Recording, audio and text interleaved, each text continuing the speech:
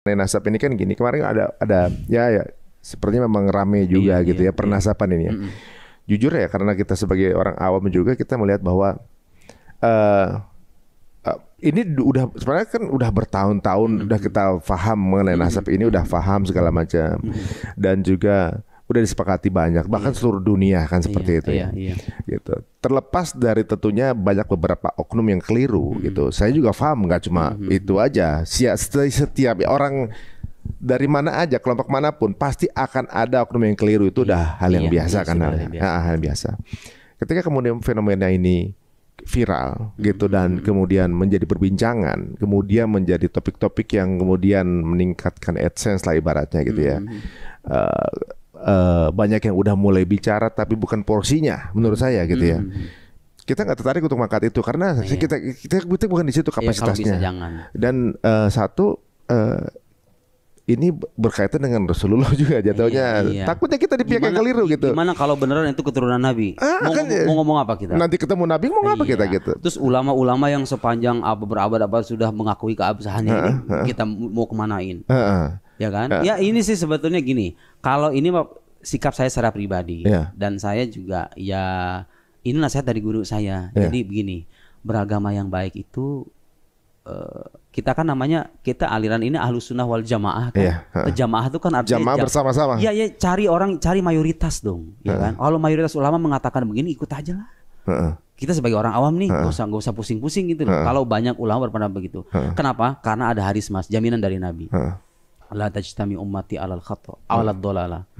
Jadi umat Nabi Muhammad tuh gak akan bersepakat tentang kesesatan, tentang sebuah kesesatan. Jadi kalau mayoritas ulama mengatakan A, ijma namanya ya, dalam ilmu Islam itu namanya ijma, kesepakatan ulama.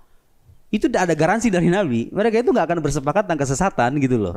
Kalau sudah ijma itu, ya udah kita percaya aja gitu loh. Dan sekali lagi, kepercayaan ini bukan landasannya bukan kepercayaan buta, tapi karena kita yakin bahwa kalau ulama menyepakati, landasannya pasti ilmu. Itu loh, ini kearifan ini yang kita perlukan. Tanpa harus berkomentar, ya silakan kalau yang punya keahlian gitu ya. Tapi saya secara pribadi dinasihati sama guru saya, iyyak min mukhalafatil ijma. Jangan sekali-kali kamu melanggar ijma ulama.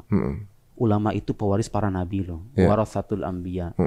Kita ini kalau pengen beragama seperti yang diinginkan sama Nabi, ya ikuti ulama aja. Ulama-ulama beneran ahli loh ya. Bukan ulama istilahnya yang diulamakan. Ulama yang keilmuannya sudah teruji. Ulama-ulama kita itu yang ulama besar, orang kita ribuan jilid itu. Ya kita percaya sama mereka. Dan kepercayaan kita itu gini, kalau sekarang saya percaya Mas Hari andai kan dokter, saya percaya dengan penjelasan Mas Hari karena Mas Hari punya kepakaran dalam kedokteran. Salah nggak? Ya enggak. Ya enggak, itu loh, justru itu tuntunannya begitu kan. Masa setiap kali kita pergi ke rumah sakit kita kritik dokter ini, ya Anda nggak bakal sembuh-sembuh dong kalau gitu. Karena rasa ya ada sisi ngerasa lebih pinter gitu. Karena ada yang saya tahu kamu enggak gitu ya. Kadang ada hawa nafsu itu di situ tuh. Kadang nafsu manusia itu kadang-kadang kan suka ada dorongan-dorongan untuk mencari hal-hal yang aneh gitu kan, memunculkan pendapat-pendapat baru. Tapi kemarin ketika polemik itu muncul, saya juga memang ya dalam satu keputusan misalnya, contoh misalnya di politik ya, untuk saya mana yang saya memilih di mana ulama berada kan gitu. Lebih mudahnya itu. Jadi kan bagi orang awam sebetulnya itu cocok. Itu udah paling mudah menurut saya, dia dimudahkan. Nah, ketika ada hal ini, saya juga mengambil keputusan itu. Nah, tapi ada satu hal di mana kebijakan yang kemudian membuka komunikasi waktu itu kan, dari Robitoh yang kemudian membuka live diskusi debatnya dibuka secara live. Ini menarik untuk anak sekarang karena walaupun kita kayaknya ya tadi keberpihakan itu ada keberpihakan ke satu sisi, tapi juga emang pengen denger sih apa sih landasan ilmiahnya. Seharusnya sih itu debat itu harusnya berlangsung antara yang betul-betul mempromosikan penolakan dengan yang mempertahankan. Itu seru itu kalau terjadi. Makanya kemudian ketika live itu ada, jujur saya juga termasuk yang nunggu pengen tahu dasarnya apa. Termasuk saya. Antum juga gitu ya. Pengen tahu. Kemudian katanya ini sudah kedua kalinya kalau nggak salah nggak hadir. Nah makin yakin kalau orang memiliki satu pandangan argumentasi yang berdasarkan keilmuan, tinggal di challenge aja kan gitu. Jatuhnya Ya setiap teori kan bisa aja sepakat atau nggak sepakat. Tapi mau gue silakan di-challenge. Kayak guru gembul itu kan, dia berani datang kan. Nah itu saya respect. Karena beliau datang kan gitu kan. Jadi gini Mas, gunanya debat terbuka itu gunanya, saya ngerasakan impact itu luar biasa. Menyadarkan orang itu luar biasa. Apalagi kita hidup di zaman internet kayak gini nih. Dengan adanya debat terbuka itu orang jadi tahu gitu loh. Ini mana yang benar, mana yang enggak, mana yang rasional, mana yang enggak, mana yang berbasis data, mana yang asal ngomong doang. Itu kan penting. Jadi kita tanpa mengajak, ayo jangan gini-gini, enggak, cukup kita perlihatkan aja. Ini orang ini pandangannya begini, saya bantah nih. Kalau terlihat bantahan kita kuat, ya orang juga akan menilai sendiri kok. Sadar dengan dirinya. Terutama yang nggak fanatik loh ya. Kalau yang fanatik udah nggak ada cerita itu. Mereka mau kita ngomong 1000 dalil sekalipun, enggak, bagi anda salah, ya sudah, selesai, terserah kamu gitu. Tapi itu tradisi intelektual yang sudah diperkenalkan oleh para ulama dulu. Saya pernah bercerita tentang mazhab Mu'tazilah. Mazhab Mu'tazilah ini satu sekte dalam Islam yang punya pikiran-pikiran menyimpang. Mazhab resmi negara di era Abbasiyah. Mazhab resmi negara itu punya kekuatan politik kan. Tapi itu sampai sekarang nggak ada sisanya loh. Sebagai sebuah mazhab udah nggak ada, udah hilang. Kenapa? Karena para ulama Sunni, ulama Ahlus Sunnah itu tampil munadharah. Munadharah itu artinya debat terbuka. Itu udah biasa ulama dulu kayak gitu. Sehingga kecacatan mazhab ini tersingkap. Tersingkap sedemikian intens gitu kan. Akhirnya apa? Orang sadar, wah ini mazhab udah nggak bener ini. Ya kan? Jadi itu salah satu medium untuk menyadarkan dan mencerahkan publik. Debat-debat ilmiah terbuka itu saya kira itu sangat penting itu zaman sekarang ya konteksnya. Apalagi orang lebih suka mengakses YouTube ketimbang baca buku ya kan. Zaman sekarang kan lebih visual gitu ya. Auditori juga. Nah tapi apapun hasilnya debat kemarin, saya juga respect juga sama Guru Gembul ya, karena hadir. Ya menurut saya nggak akan terjadi debat itu kalau nggak hadir gitu kan. Saya juga nggak bakal hadir di sini. Iya benar. Ibaratnya, tapi jadi antum jadi ditemukan gitu loh. Masalahnya gini kan, ibaratnya ini katakanlah ya mungkin hal ini terjadi karena emang udah waktunya gitu antum menjadi bagian dari yang tampil di permukaan. Tapi walaupun begitu mudah-mudahan ya. Misal Guru Gembul juga menyaksikan ini, kemudian beliau juga melakukan riset lagi, yang kemudian kita bisa menjadi semeja di pihak yang sama kan gitu. Insya Allah mudah-mudahan jadi yang ya kita sama-sama mencerdaskan bangsa ini. Jadi kita tidak ada persoalan dengan pribadi orangnya ya. Jadi yang kita persoalan itu adalah pandangan-pandangannya yang memang terbukti bermasalah dari sudut argumentasi keilmuan gitu loh. Jadi ini fokus perdebatan kita pada soal itu. Saya tidak bicara soal kepribadian beliau. Bahkan setelah itu pun kita bersalaman ya sudah selesai gitu loh. Cuman selama pemikiran itu ada, ya bantahan itu harus ada gitu loh. Benar-benar. Dan beliau kan setahu saya belum sampai pada tahap meralat secara terang-terangan pandangannya kan. Beliau hanya mengatakan mengaku kalah dan lain. Tapi kan bagi saya tuh inti perdebatan itu bukan mengaku kalah, tapi menentukan mana yang benar dan mana yang salah. Yang benar harus diakui benar, yang salah harus diakui salah gitu loh. Soal siapa yang kalah dan menang ini bukan pertandingan sepak bola. Ini debat keilmuan itu tujuannya itu. Tapi saya cukup merasa itu juga bukan perkara yang mudah untuk mengatakan dia bahwa di debat ini dia kalah gitu ya. Tapi itu juga ya siapa tahu kan setiap orang ada juga ketika bertahap melakukan debat itu ada yang mencari kebenaran atau mencari pembenaran kan gitu ya. Betul. Ya mudah-mudahan beliau termasuk yang mencari kebenaran. Saya mengharapkan kebaikan untuk beliau dan para pengikutnya. Tugas saya hanya menyampaikan. Anda mau terima apa enggak bukan urusan saya. Urusan Anda sama Tuhan Anda. Saya alhamdulillah diberikan kemampuan untuk menyampaikan. Ya sudah selesai gitu.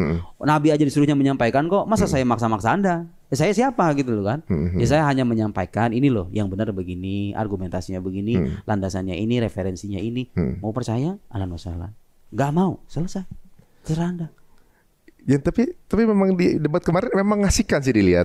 Karena bukan pembicaranya juga, ternyata penontonnya juga mengasihkan. Saya tuh ngelihatnya, waduh yang nonton juga berilmu gitu, yang ini jadi penuh gizi lah. Saya nonton aja berasa jadi bodoh banget gitu. Jujur aja saya ini benar-benar berarti memang ilmu ini Quran ini sumber ilmunya nggak terbatas ini benar-benar. Tapi nggak ada telat untuk belajar. Insya Allah mudah-mudahan jadi memudahkan sebenarnya orang Islam tuh. Kalau yang lagi nggak punya waktu untuk belajar, ikutin aja para gurunya kan mudah kan gitu. Lagi nyetir mobil gitu kan. Saya aja sampai sekarang masih begitu kok. Kadang-kadang kalau misalnya di mobil daripada kita nganggur gitu kan, ya dengerin aja YouTube ya dari orang-orang yang memang secara keilmuan itu bisa dipercaya gitu. Untuk menambah wawasan, ini belajar itu nggak ada batasnya. Saya masih belajar, Mas Ari masih belajar, orang-orang di luar sana juga seharusnya belajar. Karena kewajiban kita yang paling pokok itu, Mas, kewajiban kita ini sebagai Muslim, kadang sebagai Muslim nggak sadar. Kita ini kan ibadah, sholat, puasa, buat siapa sih? Buat Tuhan kan? Bukan buat kita sendiri. Iya kan, buat Tuhan kan, buat Allah Subhanahu Wa Taala. Kan? Jadi tuntutan kita itu, kita harus mengenal dong sosok yang kita sembah ini gitu. Masa Anda ibadah kepada Tuhan, Tuhannya nggak Anda kenal? Jadi makanya belajar akidah itu hukumnya wajib, fardu ain. Setiap muslim itu wajib minimal dasar-dasarnya. Ini Tuhan tuh kalau ada buktinya apa? Oh begini. Nabi Muhammad tuh katanya Nabi, buktinya apa? Kayak tadi saya jelaskan. Quran tuh katanya firman Allah, buktinya apa? Ini. Allah itu punya sifat apa aja? Allah punya sifat wujud, qidam, baqa, wa khalafah. Itu artinya apa aja? Dasar-dasar aja, gitu kan? Supaya Anda ketika beribadah itu tahu, oh saya menyembah Tuhan yang memang benar-benar ada, bukti keberadaannya jelas, punya sifat-sifat, landasannya juga jelas, gitu kan. Saya mengakui Nabi Muhammad sebagai Nabi, sejarah hidupnya jelas, kemudian kenabiannya juga jelas, gitu kan. Jadi kita beragama dengan kompas yang jelas, gitu loh. Jadi kalau udah mati itu nanti ditanya sama Allah, man robbuk? Allah. Siapa Tuhan kamu? Allah. Man nabiyuk? Siapa Nabi kamu? Nabi Muhammad, itu kan. Anda nggak bisa bahasa Arab, kalau iman tertanam secara mantap dalam hati, Anda bisa menjawab itu. Dengan seluruh kekayaan dan pencapaian duniawi kita yang kita miliki sekarang, kalau iman itu nggak ada, lenyap dong semuanya. Apa? Emang kita mau bawa apaan gitu? Nggak kebawa juga tuh. Kita cuma mampir berapa tahun? Saya sekarang 30 tahun, mungkin secara statistik manusia normal mungkin 30 tahun lagi, 60 tahun atau mungkin lebih dari itu 40 tahun, kan paling panjang begitu. Udah bawa apa gitu ya? Kita mau ngapain sih abis itu? Kan kita udah selesai mau mati nih. Nah orang-orang ateis itu kadang-kadang mereka akan kebingungan lah. Bagi mereka mati itu sudah selesai, akhir dari segalanya. Orang beragama punya optimisme lebih.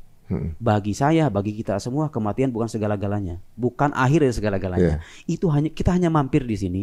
Justru kehidupan yang sesungguhnya itu ada di sono. Justru sebentar lagi kita baru orang beragama seharusnya hidup dengan optimisme yang lebih tinggi ketimbang orang yang tidak beragama. Gak usah cemas dengan penderitaan yang Anda terima, gak usah khawatir dengan derita hidup, air mata yang tercucur di balik pipi Anda itu. Karena pada akhirnya semuanya akan selesai dan kita akan kembali kepada Tuhan. Makanya harus Anda kenal dari sekarang Tuhannya itu bagaimana. Tak kenal maka tak sayang. Ya, kita harus belajar dan tidak ada kata terlambat. Bagi orang-orang yang mungkin selama ini belum tahu bahwa kita punya kewajiban itu, ayo dari sekarang kita belajar.